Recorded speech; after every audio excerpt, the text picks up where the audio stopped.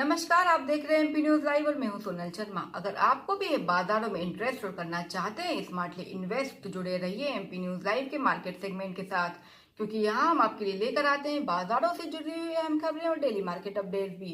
तो जबरदस्त सेक्शन के लिए हो जाइए तैयार, क्योंकि हम लेकर आए हैं पूरे हफ्ते के बाजारों के हाल। शुरुआत करेंगे बड़ी खबर के साथ।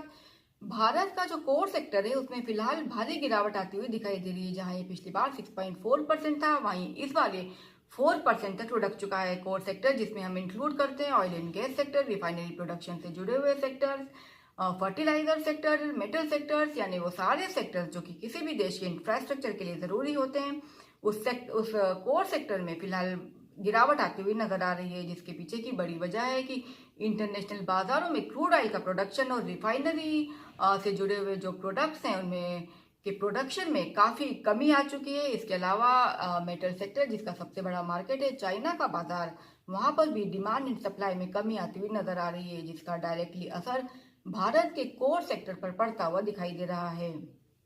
चलते हैं दूसरी बड़ी खबर की तरफ। भारत के जो परिवहन मंत्री है उन्होंने भारत की फाइनेंस मिनिस्टर साहिबा को एक लेटर लिखा है और उस लेटर में उन्होंने ये सजेशन दिया है कि जितने भी मेडिकल इंश्योरेंस और लाइफ इंश्योरेंस से जुड़े हुए जो प्रोडक्ट्स हैं उनके ऊपर से जीएसटी या तो कम किया जाए या पूरी तरह से हटा लिया जाए, क्योंकि फिलहाल ये जीएसटी 18% तक लगता है, जो कि जाता अल्टीमेटली ग्राहकों की जेब से है और ये सारे प्रोडक्ट्स ग्राहकों को काफी महंगे पड़ते हैं।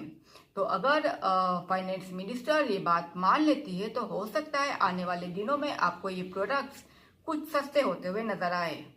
अब जानते हैं इस हफ्ते के बाजारों के हाल। हफ्ते की शुरुआत शानदार तरीके से हुई, जहां सेंसेक्स 82,000 का जो मार्क है वो इजीली क्रॉस कर गया। वहीं निफ्टी भी हमारी 25,000 ही हो गई। हालांकि हफ्ता बंद होते होते भारी गिरावट दिखाई दी, जहां सेंसेक्स 800 अंकों से ज्यादा लुढ़क करके बंद हुआ, वहीं निफ्टी भी 300 अंकों का गोता लगा करके बंद हुई। इस हफ्ते जो बाजारों को कमजोर करने वाले सेक्टर्स रहे वो रहे metal sector, oil and gas sector और ऑटोमोबाइल सेक्टर। वहीं बाजारों को जो हल्का फुल्का संभाला वो संभाला फार्मा सेक्टर ने। डॉक्टर रेड्डीज, रिवीज लेब्स, सन फार्मा जैसे स्टॉक्स 1 से 1.5% तक चढ़ करके बंद हुए। चलते हैं करेंसी बाजारों की ओर। जैसा हमने पिछली बार अभी आपको कहा था कि धीरे धीरे जो रुपया है वो 84 के लेवल की तरफ जाता हुआ दिखाई दे रहा है। हालांकि इस हफ्ते की जो गिरावट है वो हल्की यानी कमजोर रही। 0.3 पैसे तक रुपया कमजोर होकर के बंद हुआ 83.75 तक। लेकिन अगर हम इसकी जो पुरानी चाल देखें वो यही बताती है कि धीरे धीरे ये 84 के लेवल की तरफ बढ़ रहा है। चलते हैं कमोडिटी बाजारों की ओर। कमोडिटी बाजारों में इस हफ्ते फिर से हमें सोने में एक उछाल दिखाया और ये 72,000 का लेवल क्रॉस कर गया। हालांकि चांदी इस हफ्ते स्थिर रही। सोने में जो उछाल दिखाई दी वो इंटरनेशनल बाजारों के कारण दिखाई दी। वह इंटरनेशनल बाजारों में क्रूड ऑयल और एनजी अच्छी खासी गिरावट पर ट्रेड करते हुए दिखाई दिए।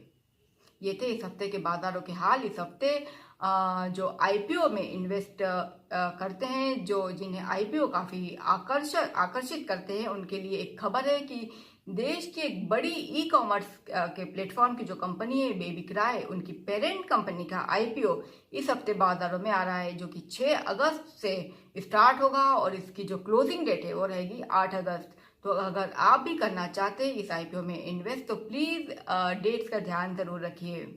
बाकी खबरों के लिए देखते रहिए एमपी न्यूज लाइव। नमस्कार।